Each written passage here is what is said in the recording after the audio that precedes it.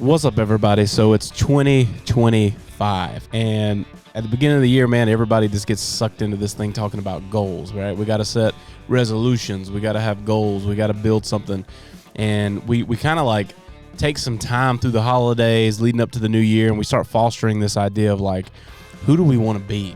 What are the things that we want to accomplish? A lot of times, like you have some really good thought-provoking ideas, and you can get really real with yourself on like what it is you're trying to do.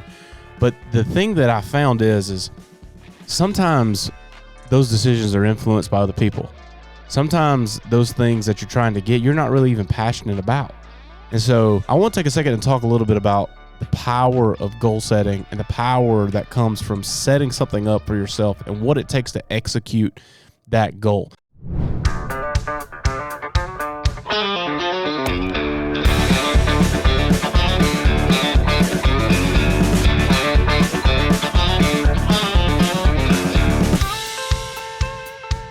You know, somebody tells you like, hey man, you need to really do this thing, and you start kind of feeling some kind of way about it. It could be anything. It could literally be anything.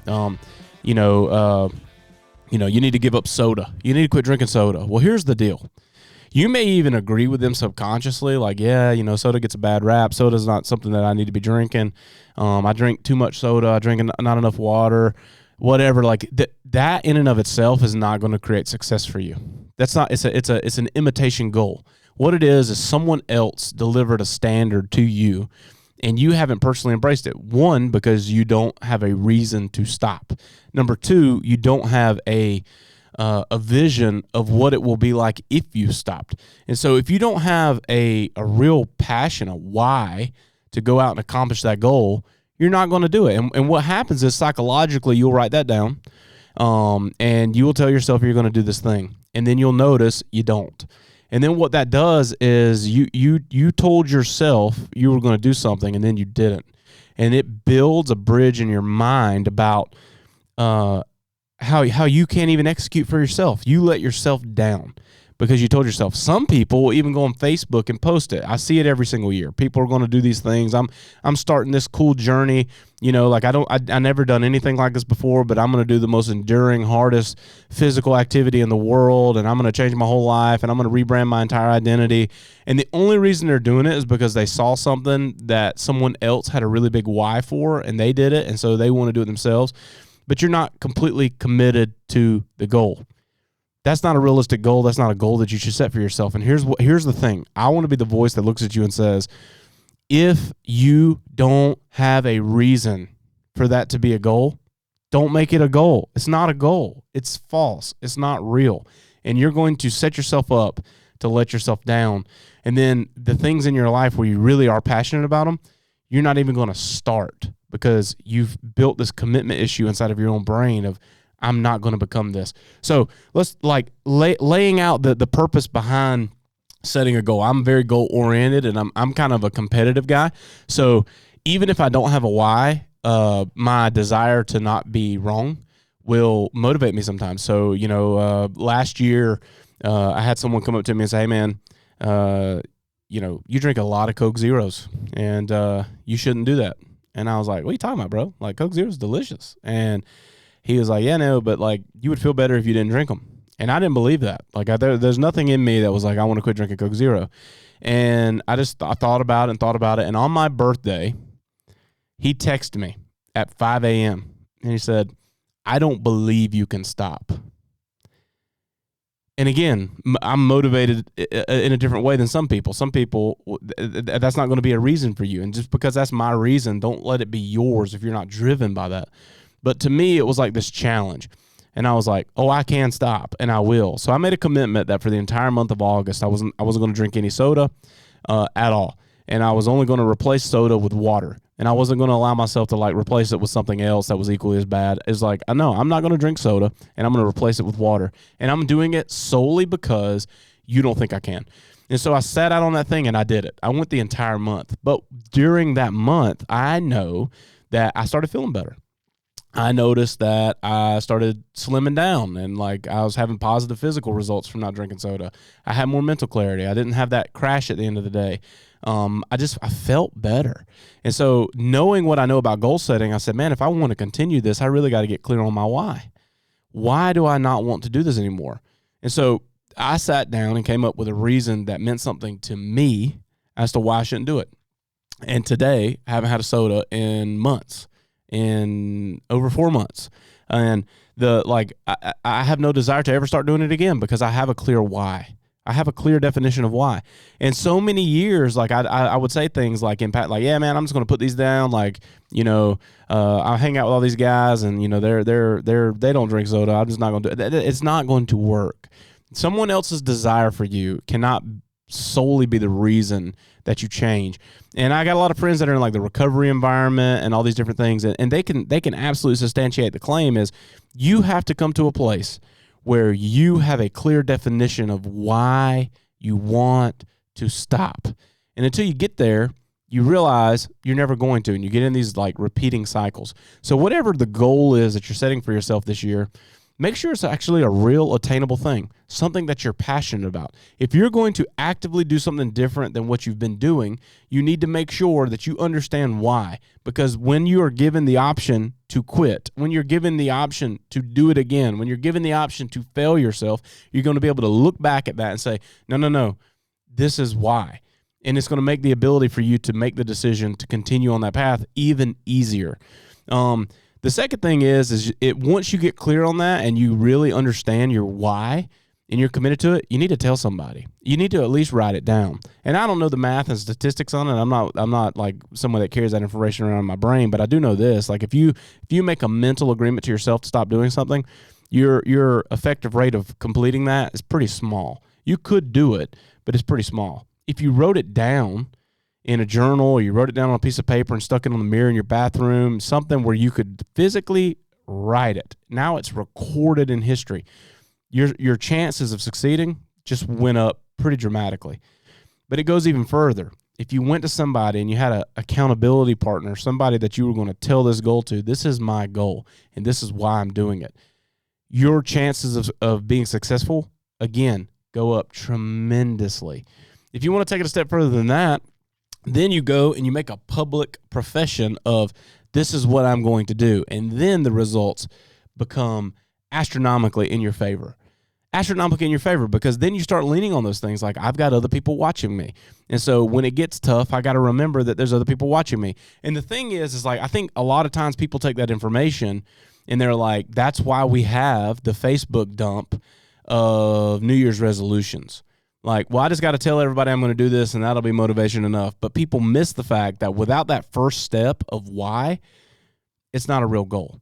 It's not a real goal. And be comfortable not letting other people set goals for you, right? It doesn't make sense. Like someone else's desire for you is not going to make you succeed in that goal. It's not going to work. It's absolutely not going to work. I have people surrounding me for the last 3, almost 4 years, and every single one of them wanted me to, up my level of fitness. Every single one of them was like, TJ, man, like you need to focus on this. You need to get you need to eat better. You need to start working out more. You need to drink more water. You need to get your physical health in check. And I like partly I wanted it too. But just the desire for it wasn't there because I wasn't willing to do the work, which leads back to the fact that everybody wants the reward. Nobody wants the work. And if you're not in a place where you want the work, it's because you don't have a why. You don't have a why.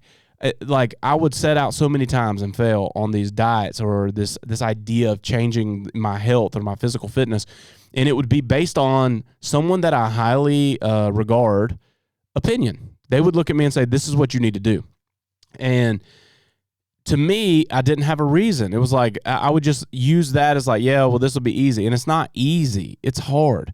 So it took me years to get there. The thing is like I was working on so many things that, like for me, overeating and being like lazy was just a way of like coping with stuff. And so if you like, for me, in my instance, like I got introduced into an environment to where everyone was challenging me to rise in every aspect of my life. I had to rise as a husband. I had to rise as a father. I had to rise as a business owner. I had to rise as a leader. I had to rise in my faith. I had to make a lot of new priorities. And all of those required me to become less focused on me and more focused on others. And I had a very clear why on that, because I love to see people win. If you've ever listened to anything I've ever talked about, I celebrate other people's victories. None of that offends me. None of that intimidates me. I don't see competition. I see collaboration. I love to see people win. And it for me, it's a mission. It's something that I was so strongly tied to that was easy. It was easy for me to do that. I want to see my children win. So if I want to see them win and I understand why, it's easy for me to elevate my game as a dad to say, like, hey, if I'm doing these things in their life, the statistical opportunity for them goes up dramatically. I can tie myself to that because I serve other people. Like, I really enjoy that. If I want to see my wife win and see my marriage win, there's things that I can do differently. I can show up differently. I can set aside time and focus on that because I want to see her win. I want to see my marriage win. And I could very easily attach myself to seeing others win. That's my personality. The problem in that is as I focused on becoming less in my own mind to make others more and get that off, like the more that I help people win, the more that I win. If my mission is to help my kids by being the best father that I could possibly be, in order for that to happen, I have to become the best father that I can possibly be. So I win as a byproduct of them winning. If I want my marriage to become the best marriage a marriage could be, helping my wife win and helping that relationship win makes me become the best version of myself in that environment. If I want to be a great leader and I want to build a culture to where everyone's bought in because they themselves are winning, and I can work hand in hand with them and create pathways for them to find unlimited potential and success, it helps me win because they're in my boat. So like the better they're winning, if they're winning, I'm winning. And so all those things was an ability for me to focus my efforts and my attention to helping others. And as a result, it made me better. But the physical aspect required me to care enough about myself. And that's not natural to me. That's not something that I can just do. And as a result of shrinking in these other areas, the insecurities and the comforts and the things that I did that weren't healthy, they got even worse. So I set out on a mission. There's 4 pillars of life that I needed to conquer, right? Family, faith, fitness, finances. And I was crushing 3 of them. You've heard me talk about this a number of times, right? Hey, a table with 3 legs is better with a table with none. And I would really resent that because it didn't come natural to me. I was not naturally gifted. It was not something that I was passionate about. It wasn't something that I even had a priority on. And it took me years to get to a place to where all the work and all the effort and all the things that I was passionate about got to a point where it was now sustainable, to where it wasn't work for me anymore. It's just natural. And because of that, there was like a shift. And so sometime last year, I got challenged to quit drinking soda. At the end of that 30 days, I got challenged to do 75 hard. And I laughed. I was like, there's no way I'm committing to this. I can't do 7 hard, let alone 75 hard. But I did it. And I made the commitments and I found the accountability partners. What made it work for me was I tied it into the people that I care about and that I lead. And the leadership team in my company decided to do it as well. And so at that point, it was a trick of the brain to where I could say, I've got to do this so that they can do this. I've got to be positive so that they can be positive. I've got to be in the trenches while they're in the trenches because me being there will help them win. And I made that the initial focus, and it motivated me to do it. And as a result of that, I got better.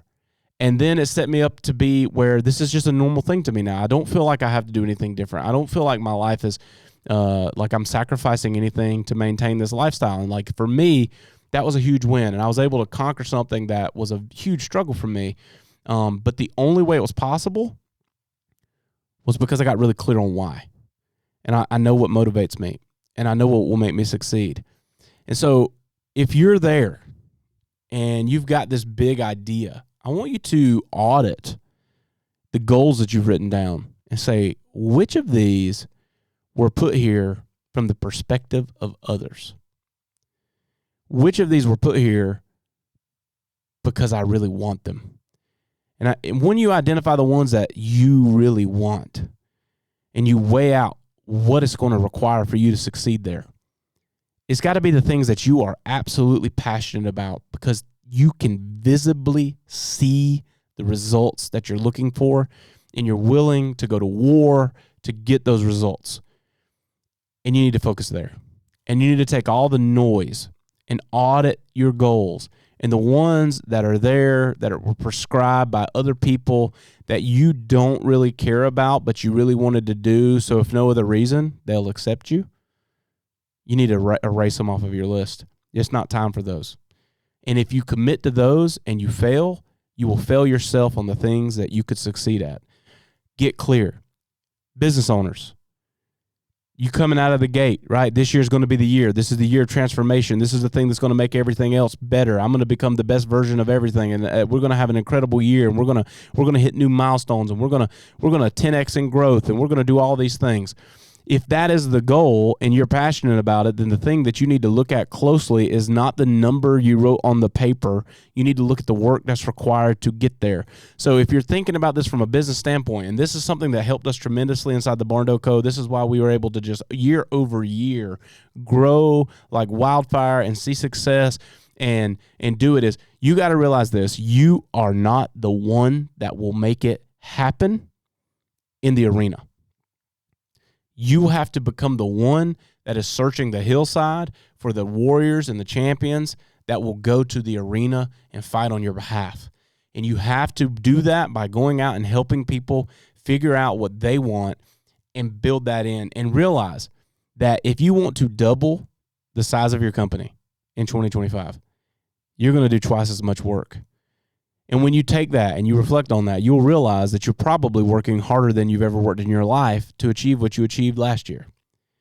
And the reality is you're not going to work twice as hard to get there this year. And if you can work twice as hard to get there this year, then it should be a reminder that you took it really easy on yourself last year. And what you're trying to achieve could have already been achieved if you would have just showed up different, if you would have just actually did the work. Some of you, that's where you are. Some of you, that's all it takes. All it takes is for you to decide that this is what you want, and you can go out and get it because you can get there. Others of you are at a place where it is physically impossible for you to rest on your own laurels, your own abilities to go out, close more deals and service more clients and do these things. You have to shift your focus to others. You have to. So you need to become a salesman. Most people in the entrepreneurial world, if they can't do anything else, they can at least sell, right? You have to change what you're selling. You're no longer selling your product. You're selling the vision of your company. And you've got to sell it to people who can come in and sell your products. You got to sell it to people who can come in and deliver your products. You got to sell it to people who can market your products. You got to sell it to people who can manage the assets and the income of your business. You've got to sell the vision, and you've got to help them map out how they can win inside of your organization. And here's the thing. If you got 2 employees or 20 employees or 200 employees and you're going to double, guess what? That size is going to get bigger too. And if you can't physically think of how you could double your payroll, then you're not going to double your revenue.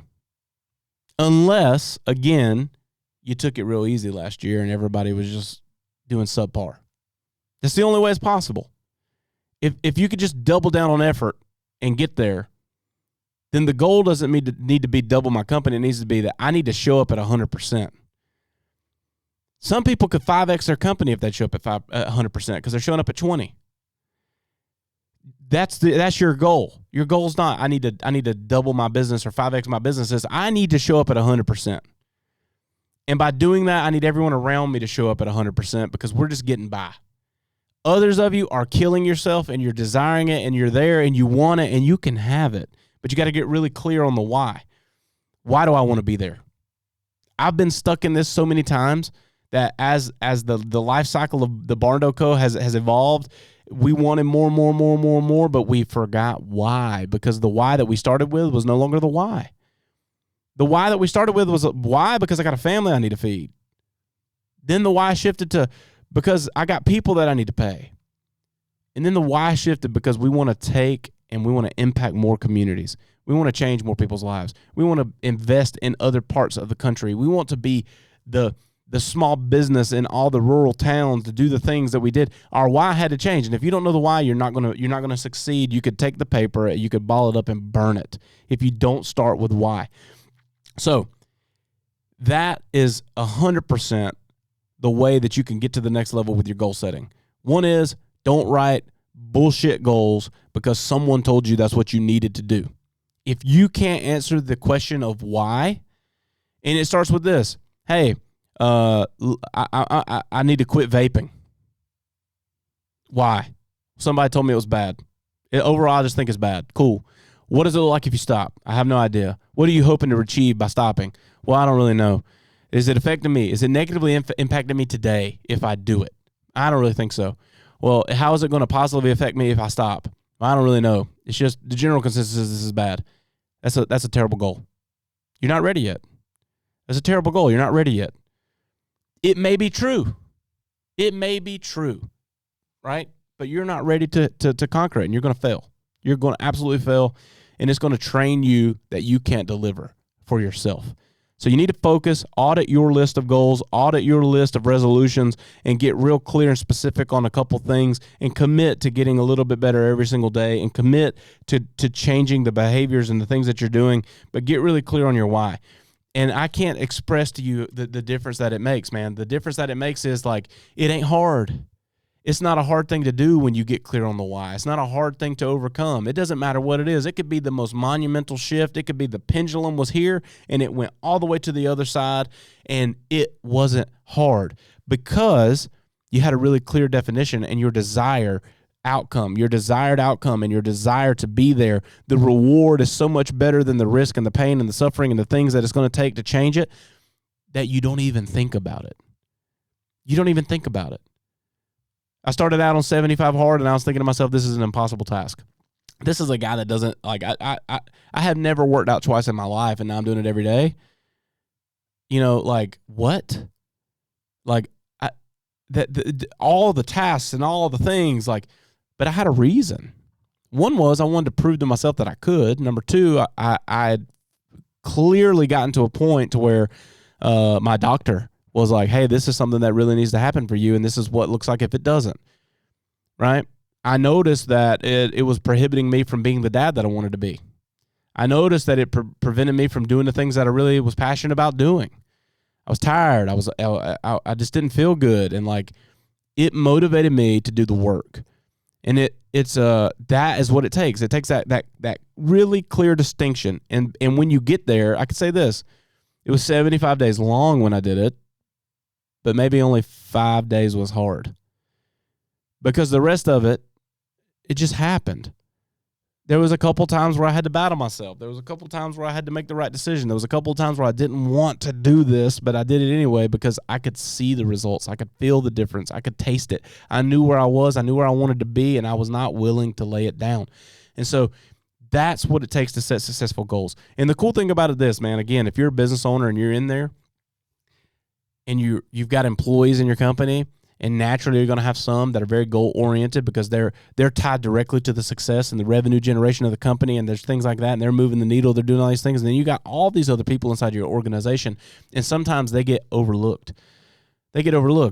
If you want to win and you want to raise the tide of culture in your organization, and this year's the year, you don't want to just be a business, you want to be a change, you want to be a place where people can't wait to be there, right? You don't want people to see this as like, I got to go at 8 and I can't wait to get off at 5, but you want it to be something where they're standing at the door because they're so excited the night before they couldn't help but think about what all the cool things they were going to get to do the next day. Then you got to start with, what are they here for?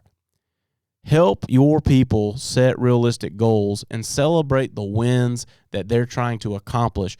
And it doesn't have to be inside of your business. It doesn't have to be. It shouldn't be. There should be some KPIs that you're measuring for the success of how effective they're helping the company. But if you have people in your organization that don't have KPIs, that's a problem. We did. We grew fast, and we noticed we had really heavy KPIs and all these different things, but there were people in our organization that had none. And if they don't have something that they're working towards, how do they know if they're doing a good job? If you provide them something where they can work towards it and they start hitting it, it improves you. So goals are stacked. That's the number one thing, is understand why you're doing it. You got to be able to transfer the belief that you have, because as a business owner specifically, you're not going to achieve the goal that you're setting out to do unless the business itself embraces it. And what you got to understand is your goal is not their goal. You can't come in and say, well, this is the goals I've set for myself in this business, and I need all you guys to execute to it, because what is the purpose of that? It's not their why. So now you have to go find their why, and you have to sit down and have conversations with them. And if you're in a position where you're like, I don't have time to have conversations with all my people, then you're leading too big of a team. You're leading too big of a team. You need to go hire the people that can lead that team so that you can actually lead them and have the conversations and sit down with them and have those moments to talk about what is it that they are working on in their own life that you want to see them and help them champion and win. And that will be your secret to success. Do not fall into this trap of setting yourself up for failure and not being able to honor your word, even to yourself. I'm telling you, it will not result in a positive. It'll become a negative if you don't get real clear on this. And I can only speak from my own experience here, and I can only speak from the perspective of what motivates me. But man, everything that I do, I build it so that everyone around me is winning, and then it helps me win. What is it for you that you can do? And maybe you don't know. I would say sit down and look at that. Have some conversations with people. You have ideas of what you want your goals to be. Sit down with the people that you work with. Sit down with your family. Sit down with your spouse. Sit down with your kids and figure out what are their goals. If you know their goals, you can show up and support them in them, and it'll help you achieve yours. So more than anything, man, like I see so many people that set up goals. I see so many people that just create things and they write down, they got numbers on a page, especially in the business world, it's pie in the sky. You're right. You're basing your goal off of someone else's experience. You're seeing what they did and you're trying to match it. You're not in competition. You got to figure out what the why is. The why is not to be able to beat your chest and say, I did it too, or I did more than you. That's a shallow, hollow goal. You got to get real clear on what it is that motivates you. And if you can find that, man, you'll be able to motivate others. And if you can do that effectively, you'll succeed. So that's all I got. I just wanted to share that as we kick off 2025, because 2025 is going to be a year of incredible things, both inside the Barndo Co., inside of my own personal life, inside of so many things that we're working on. But it wouldn't be possible without all the hard work and all the connections and all the conversations and all the things, to where I know very clearly the people that work inside of what I'm influencing, what it is they're working towards. And because I know what they're working towards, I know how to encourage them, I know how to lead them, I know how to celebrate with them, and I know how to help them win. And as a result, that makes me win. So it starts with why. Get clear on that. Audit your list. I don't even care if you've already made your Facebook post. Go back and adjust it. Get clear. Get clear on it, what it is you're doing and why you're doing it, and you will absolutely crush 2025. You'll crush the next 30 days. You'll crush the next 5 days. You'll crush today. But it has to come from a place of, I know why I'm doing this. And the why is the motivation and the inspiration and the fuel that's going to power me through to make this happen. And the rest of it is just false idols, time wasting, loud noise and chatter, distractions, and it'll set you up to let yourself down. And if you get in a habit of that, it's really, really hard to recover. That's all I got. I love you guys. I'm out. Thanks, guys, for tuning in to the Barndo Show podcast. If you're watching on YouTube or wherever you're listening to this content, hit subscribe so you don't miss an episode. And then be sure to check us out on all of our social media platforms at the Barndo Co. Super simple to find us.